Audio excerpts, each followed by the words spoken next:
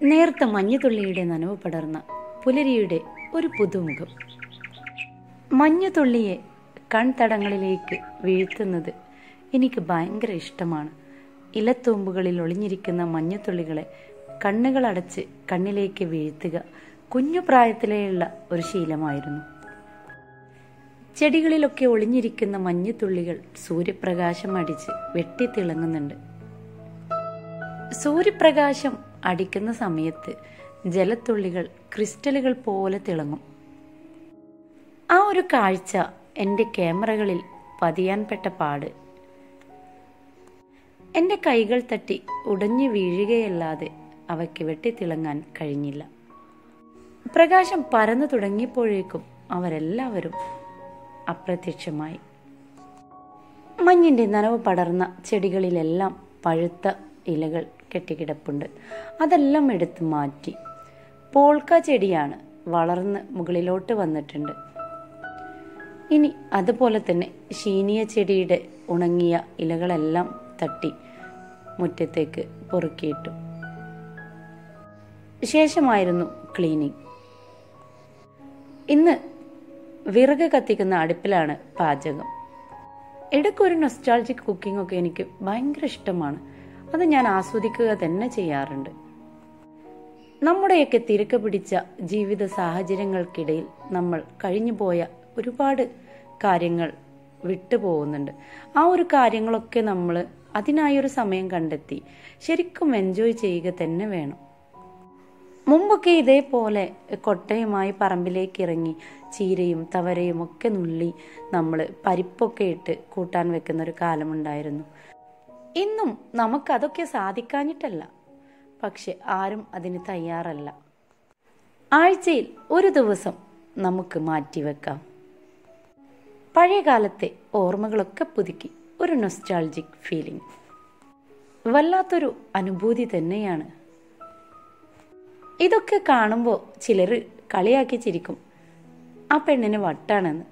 പക്ഷെ ഞാൻ അനുഭവിക്കുന്ന സന്തോഷം നിങ്ങൾക്കറിയില്ല അതിൻ്റെ ആഴം എത്രത്തോളം ഉണ്ടെന്ന്. താഴ്ന്ന രീതിയിലും ഉയർന്ന രീതിയിലും ഒക്കെ നമ്മൾ ജീവിക്കാൻ പഠിക്കണം. കഷ്ടപ്പെടുന്ന സമയത്ത് ആ ഒരു രീതിയിലും, നമ്മൾ ക്യാഷ് നമ്മളെ കയ്യിലുള്ള സമയത്ത് ആ ഒരു രീതിയിലൊക്കെ നമ്മൾ ജീവിക്കാൻ പഠിച്ചാൽ നമുക്ക് എവിടെയും ഒരു ബുദ്ധിമുട്ടും അനുഭവപ്പെടില്ല. വളരെയധികം പോഷക ഗുണങ്ങൾ നിറഞ്ഞ ചീരയാണിത്. വള്ളിച്ചീര നിലത്ത് പടർന്ന് പന്തലിച്ചിരിക്കുകയാണ്. ഇടയ്ക്കിടയ്ക്ക് നമ്മൾ ഇതിൻ്റെ ഇല എടുത്ത് സൂപ്പ് വെക്കാറുണ്ട്. ഇന്ന് നമ്മൾ പരിപ്പിട്ടിട്ട് ചീരക്കറിയാണ് വെക്കുന്നത്. ഇതിൻ്റെ സൂപ്പ് നമുക്ക് വെക്കാൻ വളരെ എളുപ്പമാണ്. നമ്മൾ ഈ ഇല പൊട്ടിച്ചെടുത്ത് അരിഞ്ഞ് നന്നായി ചെറിയ ഉള്ളിയും വെച്ച് താളിച്ചെടുത്തതിന് ശേഷം 1 ടീസ്പൂൺ അരിപ്പൊടി കലക്കി വെള്ളം ഒഴിച്ചു കൊടുത്ത് ഉപ്പും പച്ചമുളകും ഒക്കെ ചേർത്ത് നമുക്ക് വെറുതെ കോരി കുടിക്കാൻ വരെ വളരെ ടേസ്റ്റാണ്. ഇന്ന് നമ്മൾ ഇത് കൊണ്ട് പരിപ്പ് വെച്ച് കറിയാണ് ഉണ്ടാക്കാൻ പോകുന്നത്. നന്നായി ഒന്ന് കഴുകി ഫ്രഷ് ആക്കി എടുക്കാം. ഇവിടെ ഇല കഴുകുന്നതും പൊട്ടിക്കുന്നതൊക്കെ നോക്കി ഒത്തിരി ആളുകളുണ്ട് എൻ്റെ ഈ കുക്കിംഗ് ഏരിയയിൽ. പിന്നീട് ഞാൻ പൊട്ടിച്ചെടുത്തത് എൻ്റെ പപ്പായ മരത്തിൽ നിന്നും ഒരു പപ്പായയാണ്. ഇത് ഞാൻ പിക്കിള് ഉണ്ടാക്കാൻ വേണ്ടിയിട്ടാണ് പൊട്ടിച്ചെടുത്തിട്ടുള്ളത്. പപ്പായ പിക്കിൾ ഉണ്ടാക്കുന്നത് ഞാൻ കാണിക്കുന്നില്ല. വേണമെങ്കിൽ ഞാൻ നിങ്ങൾക്ക് ഒന്ന് ലഘുവായി വിവരിച്ചു തരാം. പപ്പായ പൊട്ടിച്ചെടുത്ത് കുരുവൊക്കെ കളഞ്ഞ് ഇതുപോലെ ചെറുതായി നുറുക്കിയെടുക്കുക. ശേഷം നമ്മൾ മുളക് പൊടി, മഞ്ഞൾപ്പൊടി, ഉപ്പും ചേർത്ത് നന്നായി കുഴച്ച് വെക്കുക. ശേഷം വെളിച്ചെണ്ണയിൽ കറിവേപ്പില, ഇഞ്ചി, പച്ചമുളക് എന്നിവ താളിച്ച് നമ്മുടെ പപ്പായക്കൂട്ട് അതിലേക്ക് ഇട്ട് കൊടുക്കുക. ഒരല്പം വിനാഗിരി ഒഴിച്ചു കൊടുക്കുക. അവസാനം ഒരല്പം ഉലുവയും കടകും കൂടെ വറുത്ത് പൊടിച്ച് അതിലേക്ക് ഇട്ട് കൊടുക്കുക. അങ്ങനെ നമ്മുടെ പപ്പായ അച്ചാറും തയ്യാറായിട്ടുണ്ട്. നല്ല അടിപൊളി ടേസ്റ്റാണ്. അത് കഴിഞ്ഞ് നമ്മൾ ഇപ്പോൾ തയ്യാറാക്കിക്കൊണ്ടിരിക്കുന്നത് പരിപ്പും ഇലയും കൂടെ വെച്ചിട്ടുള്ള ഒരു കറിയാണ്. പരിപ്പ് നന്നായി കഴുകിയ ശേഷം മഞ്ഞൾപ്പൊടി, പച്ചമുളക്, ഉപ്പ് ചേർത്ത് നമ്മൾ നന്നായി വേവിക്കുക. അതിലേക്ക് 4 ഇല്ലി വെളുത്തുള്ളിയും ചെറിയൊരു കഷ്ണം ഇഞ്ചിയും കൂടെ ചതച്ച് ചേർത്ത് കൊടുക്കാം. സവോളയും കറിവേപ്പില, തക്കാളി ഇതൊക്കെ നമുക്ക് ആവശ്യത്തിന് ചേർത്ത് കൊടുക്കാം. സവോള ഇത്രയൊന്നും വേണ്ട, ഇത് നമുക്ക് മറ്റൊരാവശ്യത്തിനും കൂടിയാണ്. പാചകത്തിനിടയിലായിരുന്നു പുറത്ത് നല്ല ശക്തിയായ മഴ പെയ്തത്. ദീർഘനേരം മഴ നിന്നില്ലെങ്കിലും ഇലത്തൂമ്പുകളിലെല്ലാം മുത്തുകൾ പോലെ മഴത്തുള്ളികൾ പതിഞ്ഞു. കാണുമ്പോൾ തന്നെ എന്തൊരു ഭംഗിയാണെന്ന് നോക്കിയേ. മഴ മാറി വീണ്ടും വെയിൽ വന്നു തുടങ്ങി. ഇൻഡോറിൽ വെച്ച ചെടികൾക്കെല്ലാം മഴ നനയാത്ത പരാതിയുണ്ടെന്ന് തോന്നുന്നു. ഭംഗിയോടെ വളർന്നു നിൽക്കുന്ന എൻ്റെ ഫിറ്റോണിയ കുഞ്ഞുങ്ങൾ.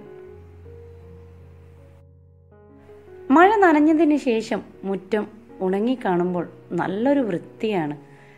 നല്ല തെളിഞ്ഞ അന്തരീക്ഷം. ഇങ്ങനെ നോക്കി നിന്ന് സമയം പോയതറിഞ്ഞില്ല. ഒരൽപ്പം സവോളയൊക്കെ വറുത്ത് നമ്മുടെ പരിപ്പ് കറി തയ്യാറാക്കി എടുത്തിട്ടുണ്ട്. കണ്ടില്ലേ, നല്ല ടേസ്റ്റ് ആയിട്ടാണ് നമ്മുടെ പരിപ്പ് കറി റെഡി ആയിട്ടുള്ളത്. ഇന്ന് ഫുഡ് പുറത്ത് വെച്ചാണ് കഴിക്കുന്നത്. കുട്ടികളുടെ ഒരു ബോറടി മാറ്റാനായിട്ട് പുറത്ത് നമ്മൾ മജ്ലിസൊക്കെ വിരിച്ച് ഫുഡ് കഴിക്കാനുള്ള തയ്യാറെടുപ്പിലാണ്. ഇന്ന് വളരെ സിമ്പിളായിട്ട് പാചകം ചെയ്യുന്ന ദിവസമാണ്. നല്ല ചീരക്കറിയും അതുപോലെ തന്നെ പപ്പായ അച്ചാറുമാണ്. ആഴ്ചയിൽ ഒരു ദിവസം നമ്മൾ ഇങ്ങനെ തന്നെയാണ്. ജീവിതത്തിൽ നമ്മൾ പല പാഠങ്ങളും പഠിച്ച് ഉൾക്കൊണ്ട് മുന്നോട്ട് നീങ്ങുകയാണെങ്കിൽ പ്രതിസന്ധി ഘട്ടങ്ങളിൽ നമുക്ക് തളരാതെ പിടിച്ചു നിൽക്കാൻ കഴിയും. ഇതെല്ലാം ഞാൻ പറയുന്നത് വലിയ വിവരമുണ്ടായിട്ടൊന്നുമല്ല. എൻ്റെ അനുഭവങ്ങളുടെ തീച്ചൂളയിൽ നിന്നും വാർത്തെടുത്ത ഓരോ വാക്കുകളാണ് ഞാൻ നിങ്ങൾക്ക് മുമ്പിൽ പറയുന്നത്.